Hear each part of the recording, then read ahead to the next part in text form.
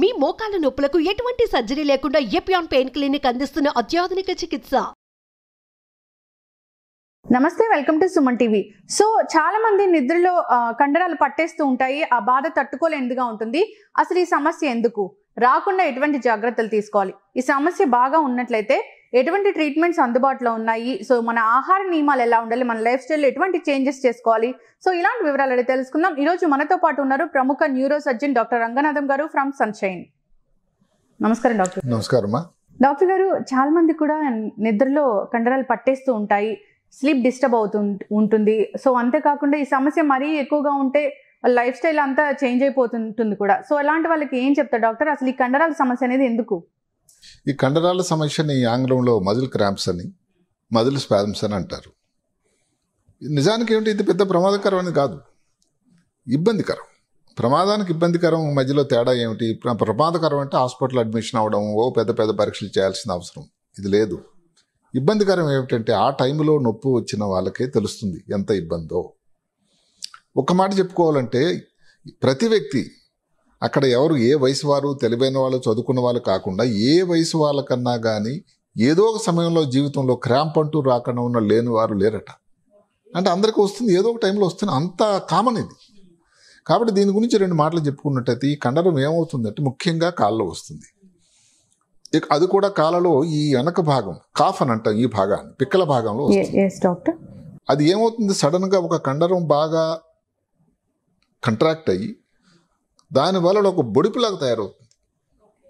కాళ్ళ కింద అసలు మనం ఆ టైంలో చూడడానికి కూడా కనబడుతుంది. ఒక్కోసారి మనం ఫీల్ అయినట్టయితే ఇంత గడ్డులాగా కనబడుతూ ఉంటుంది.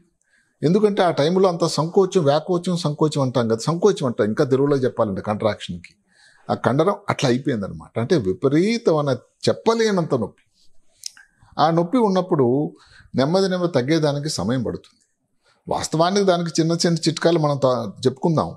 ఈ కండరాలు నొప్పి రావడానికి, తీసిపడేయడానికి అన్ని వేళలా కాదు, కొన్ని ముఖ్యమైన కారణాలు కూడా ఉన్నాయి. ఉదాహరణకి కాళ్ళకి రక్తం సప్లై తగ్గింది. ఆయన ఎవరో స్మోకింగ్ అలవాటు ఉంది. ఈ కాళ్ళలో రక్తనాళాలు ఉంటాయి కదా, శరీరంలో ప్రతి అవయానికి రక్తనాళాలు ఉంటాయి. ఈ కాళ్ళలో రక్తనాళాల్లో కానీ ఏదైనా రక్త ప్రవాహం కానీ తగ్గినట్టయితే అథెరోస్క్లెరోసిస్ అంటే కొవ్వు పేరుకుపోవడం గాలో వచ్చేటువంటి ఇబ్బంది వల్ల ఈ నొప్పి, కండరాల నొప్పి వస్తుంది, స్పాజం వస్తుంది.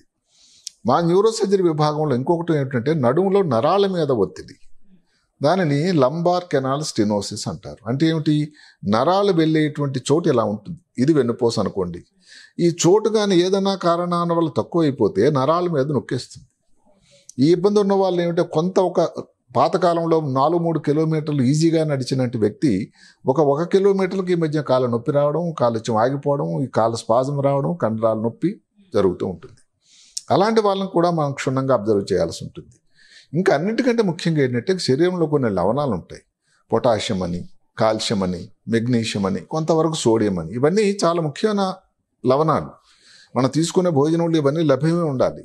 ఈ లవణాలు ఏదన్నా కానీ కారణం వల్ల తగ్గినా కూడా ఈ నొప్పులు రావడం సహజం. ఇప్పుడు అందరూ కూడా జిమ్ ఓరియంటెడ్ అయిపోయారు, ముఖ్యంగా కోవిడ్ వచ్చిన తర్వాత. సో అందుకని అక్కడ ఈ సడన్గా ఎవరు అలవాటు లేని వాళ్ళు కానీ ఎక్సర్సైజ్ మొదలుపెట్టారనుకోండి, ఇంకా వచ్చిందంటే కాళ్ళ నొప్పి ఇంకా తగ్గేదానికి చాలా టైం పడుతూ ఉంటుంది.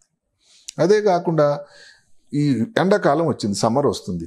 ఆ టైంలో ఎక్సర్సైజ్లు చేస్తూ ఉండేసరికి డిహైడ్రేషన్ వచ్చేస్తుంది. అంటే బాగా తెలియకుండానే వాటర్ తగ్గిపోతుంది శరీరంలో. ఈ డిహైడ్రేషన్ అన్నది కూడా చాలా చాలా ముఖ్యం. అదే కాకుండా అనుకోకుండా ఎక్కువగా ఎక్సర్సైజ్ చేయాల్సి వచ్చినా కూడా ఇలాంటి ప్రాబ్లం వల్ల కూడా ఈ క్రాంప్స్ వస్తూ ఉంటాయి. దీనికి ఏమిటంటే, ఈ క్రాంప్స్ వచ్చాయి అనుకోండి, ఏదైనా వేడి నీళ్ళది లేకపోతే తడిగుడ్డగా దాన్ని నెమ్మది పెట్టి కాపడం పెట్టినా నెమ్మది శాంతం అవుతుంది. లేదు మీరు వాష్రూమ్ వర్గాలు కానీ వెళ్ళగలిగినట్టయితే ఒక వేడి నీళ్ళ షవర్ తీసుకున్నా దాని ఉపశమనం కలుగుతూ ఉంటుంది. చిన్న ఎక్సర్సైజులు అంటే ఇప్పుడు కాళ్ళలో కానీ వచ్చినట్టయితే ఈ కాళ్ళ పాదం పైకెత్తి కిందకెత్తి కొంచెం నెమ్మదిగా, ఆ టైంలో చెప్పడం కష్టం, అది చెప్పినంత సింపుల్ కాదు. అది ఒక పక్క నుంచి నొప్పితో ప్రాణం ఎగిరిపోతుంటే ఇవన్నీ చేయడానికి దొరుకుతుందా అంటే కాదు. మీరు కానీ కాళ్ళు కొంచెం పైకెత్తి ఈ కాళ్ళని పైకి, పాదాన్ని కిందికి కానీ పైకి కానీ చేయగలిగితే కూడా కొన్ని క్షణాలు తగ్గిపోతూ ఉంటుంది. అన్నికన్నా ముఖ్యమైనది ఏమిటంటే, కొన్ని పదార్థాలు రోజు తీసుకునే భోజనంలోనే ఈ లవణాలు ఉండేటువంటి ముఖ్యమైన పదార్థాలు తీసుకోవాలి. ఉదాహరణకి మనం తీసుకునే అన్నింటికంటే మంచి లవణాలు ఉండేటువంటిది ఇప్పుడు పపాయ ఉంది, తర్బూజా ఉంది, వాటర్ మెలన్, లేకపోతే ఈ గుమ్మడికాయ ఉంది, గుమ్మడికాయలో ప్రశస్తమైనది కాల్షియం మెగ్నీషియం లవణాలు ఉంటాయి. ఎనీ గుమ్మడికాయ డాక్టర్? ఎనీ గుమ్మడికాయ కూడా. అలాగే చిలగడ దుంప అంటారు, ఏది స్వీట్ పొటాటో అని, నిజానికి మామూలు పొటాటోలు కూడా ఉంటాయట, అదేం తప్పేం చేయలేదు. ఇట్లాగే ఇప్పుడు బనానా అన్నిటికంటే చీప్ అండ్ బెస్ట్. మీరు చూస్తూ ఉంటారు ఇప్పుడు ఈ అథ్లెట్స్ అందరూ కూడా, క్రీడాకారులు మధ్య మధ్యలో ఆగినప్పుడు ఈ బనానాలు తీసుకుంటూ ఉంటారు. ఎందుకంటే దానిలో ఉన్నటువంటి లవణాలు 3, 4 ఇంత అంతా కాదు. అలాగే మిల్క్ తీసుకోండి, లేకపోతే ఆరెంజ్ జ్యూస్ తీసుకోండి, బీన్స్ ఉండేటువంటి పదార్థాలు ఎక్కువ సేవించండి. ఇంకొక ఫ్యాషన్ ఫ్రూట్ ఉంది, దాన్ని పెట్టి అవకాడో అంటారు. అంటే ఏమిటంటే క్రీమ్ ఫ్రూట్ అంటారు. సరే ఇది కొంచెం కాస్ట్లీతో కూడుకున్నది. మన ఇంటి దగ్గర రోజు దొరికిన అరటిపళ్ళు, మన ఊర్లో ప్రతి వీధిలో దొరికే అరటిపళ్ళు పుష్కలంగా ఉన్నాయి లవణాలు. కాబట్టి ఏదైతేనేమి క్రాంప్ అన్నది ప్రమాదకరమైనది కాకపోయినా పరీక్ష చేయాల్సి ఉంటుంది. ఇవన్నీ చిట్కాలు మీరు చేస్తూ ఉన్నారు, తగ్గటం లేదు, మాటిమాటికి వస్తూ ఉంటుంది. ఇంతకుముందు ఎప్పుడో 2-3 నెలలకు వచ్చేది, ఇప్పుడు ఎక్కువ సార్లు వస్తుంది, ఫ్రీక్వెన్సీ ఎక్కువైంది. నీ కాల్షియం నార్మల్ ఉంది, పొటాషియం నార్మల్ ఉంది, మెగ్నీషియం నార్మల్ ఉంది, అయినా తగ్గట్లేదు. అప్పుడు డాక్టర్ గారి దగ్గరికి వెళ్ళి పరీక్ష చేయాల్సి ఉంటుంది. దానికి ఈ కాళ్ళలో రక్తనాళాలు వెళ్ళేటువంటి పరీక్ష ఒకటి ఉంటుంది, డాప్లర్ పరీక్ష అని. డాప్లర్ పరీక్షలో కూడా 2 రకాలు ఉన్నాయి. ఏమిటది? రక్తనాళాలు, మంచి రక్తం తీసుకెళ్లేటువంటి రక్తనాళాలు, చెడు రక్తం తీసుకెళ్లే రక్తనాళాలు. ఈ కష్టం ఏదైతే ఉందో మంచి రక్తం తీసుకెళ్లే రక్తనాళాల్లో ఉంటుంది. దానికి డాప్లర్ పరీక్ష చేస్తే రక్తనాళాల పరిస్థితి, స్థితిగతులు ఎలా ఉన్నాయో తెలుస్తుంది. దాంట్లో కానీ ఏదైతే కొవ్వు పేరుకుపోయి రక్తనాళం బ్లాక్ అయిపోతూ ఉంటే దానికి కొన్ని పరీక్షలు చేయాల్సి ఉంటుంది. ఫర్దర్గా అవసరం వస్తే ఏదైనా శస్త్రచికిత్స కూడా చేయాల్సి ఉంటుంది. ఓకే. నరాల మీద నొప్పి ఉన్నట్టయితే, నరాల మీద ఒత్తిడి ఉండేటట్టయితే, నొక్కడం కానీ ఉండేటట్టయితే దానికి ఎంఆర్ఐ పరీక్ష చేయాలి. ఎంఆర్ఐలో నరాల మీద ఎన్ని దగ్గరలో ఇబ్బంది ఉంది, దానికి ఏం చేయాలని డిసైడ్ చేసి అప్పుడప్పుడు శస్త్రచికిత్స కూడా అవసరం పడవచ్చు.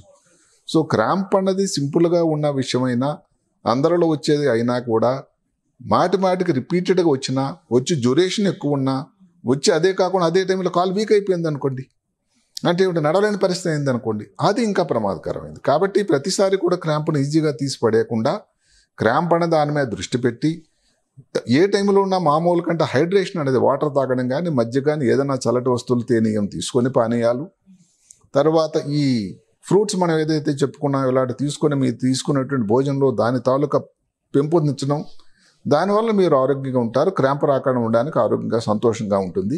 భయపడాల్సినంత అయితే లేదు, కానీ ఇబ్బందికరం అయితే ఉంటుంది సుమ. ప్రతి వాళ్ళకి ఏదో ఒక రోజున అనుభవం అయితే ఉంటుంది. ఎస్ డాక్టర్ గారు, థ్యాంక్ యూ సో మచ్ అండి. చాలా మంచి ఇన్ఫర్మేషన్. చాలా మంది కూడా ఈ క్రాంప్స్తో ఇబ్బంది పడుతూ ఉంటారు. సో ఇది నార్మల్గా తీసుకోవాలా లేదంటే సీరియస్గా తీసుకోవాలన్న డైలమాలో కూడా ఉంటారు. అలాంటి వారికి చాలా చక్కటి ఇన్ఫర్మేషన్ అందించారండి. ధన్యవాదాలు డాక్టర్ గారు. నమస్కారం. సో చూసారు కదండి, నిద్రలో మజిల్స్ అనేవి పట్టేస్తూ ఉంటాయి, చాలా ఇబ్బందికరంగా ఉంటుంది, చాలా మందికి నిద్ర కూడా డిస్టర్బ్ అవుతూ ఉంటుంది కదా. సో అలాంటి వాళ్ళు డాక్టర్ గారు చెప్పిన టెక్నిక్స్ అయితే పాటించండి. అంతేకాదు ఆహార నియమాలు కూడా పాటించండి. ఫ్రూట్స్ని కూడా యాడ్ చేసుకోండి డాక్టర్ గారు చెప్పిన విధంగా. ఇక ఎప్పుడైనా ఈ ప్రాబ్లం సీరియస్గా అనిపించినట్లయితే కనుక, అసలు తగ్గకుండా ఉన్నట్లయితే డాక్టర్ని సంప్రదించండి. ఇది వాళ్ళ టాపిక్. మరో టాపిక్తో మళ్ళీ కలుద్దాం.